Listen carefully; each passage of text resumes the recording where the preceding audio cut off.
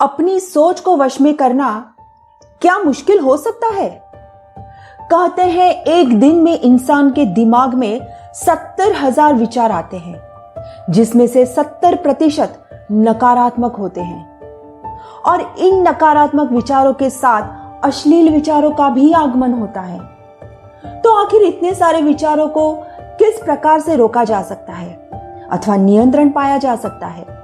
नकारात्मक और अश्लील विचारों के संचार को रोकने के लिए कई बुद्धिजीवियों ने अपने भाव प्रकट किए हैं। उन्हीं में से एक है गौतम बुद्ध। आइए एक कहानी के माध्यम से उनके तर्क को समझते हैं।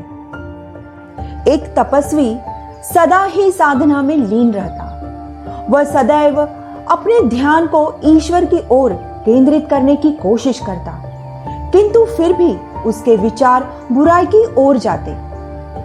वही कभी किसी वैश्या के बारे में सोचता तो कभी कला चित्र बना वैश्या के सौंदर्य को निहारा करता।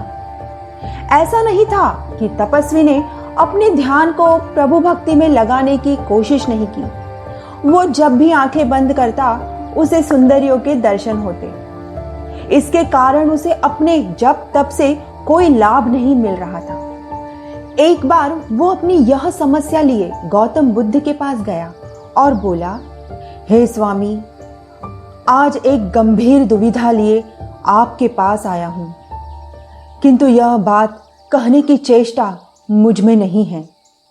गौतम बुद्ध ने तपस्वी को आश्वासन दिया और कहा, तुम निसंकोच मुझे अपनी दुविधा बताओ, मैं उसका निवारण अवश्य करूंगा। गौतम बुद्ध की बात सुन तपस्वी को साहस आया। उसने कहा, प्रभु, मैं एक तपस्वी हूं।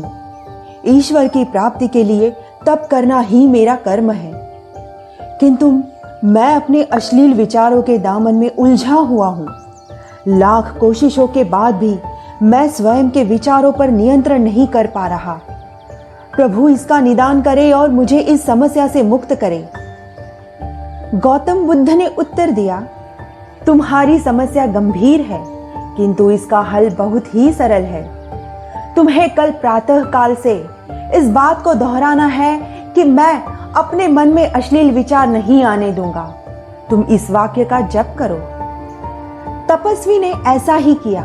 वह प्रातः काल से लेकर संध्या तक इस वाक्य का जप करता रहा और अगले दिन फिर गौतम बुद्ध के पास पहुंचा और बोला, प्रभु, जैसा आपने कहा था मैंने ठीक वैसा ही किया, किंतु इससे तो मेरी समस्या और बढ़ गई। मैं पूरा दिन वैश्याओं के बारे में सोचता रहा। गौतम बुद्ध मुस्कुराते हुए बोले, ठीक है, एक बार और अभ्यास करते हैं। इस बार तुम्हें इस वाक्य को दोहराना है कि मैं प्रभु भक्ति में लीन हूं। इस बात का ध्यान रहे, जिस तरह तुमने पहले वाक्य को दोहराया था, ठीक उसी तरह तुम्हें इसका भी जप करना है।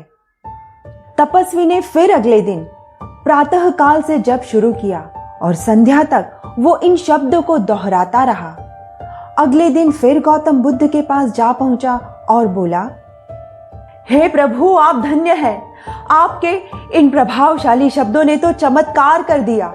मैं केवल प्रभु की आराधना में लीन रहा। किसी बुरे विचार का साया भी मेरे निकट नहीं आया। किंतु आपका बताया पहला वाक्य क्यों सफल नहीं हुआ? गौतम बुद्ध ने उत्तर दिया, एक बार फिर से इन दोनों वाक्यों को देखो। पहला वाक्य एक नकारात्मक सोच का प्रतीक है। जब तुमने यह जप किया कि मैं अपने मन में अश्लील विचार नहीं आने दूंगा, तो तुम्हारे मस्तिष्क ने केवल अश्लील शब्द पर ध्यान दिया, जिससे तुम उन विचारों से बाहर नहीं आ सके। मनुष्य के मस्तिष्क में न जाने कितने विचारों का प्रवाह होता है। हर एक विचार पर काबू कर पाना असंभव है, किंतु सकारात्मक विचार और नकारात्मक विचार में अंतर कर पाना सरल है।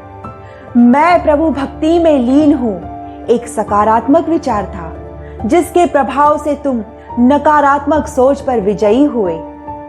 इसीलिए अपने विचारों को सकारात्मक की ओर लेकर जाओ अपने दिन की शुरुआत एक अच्छे विचार से करो, जिससे पूरा दिन एक सकारात्मक ऊर्जा का संचार होता रहे।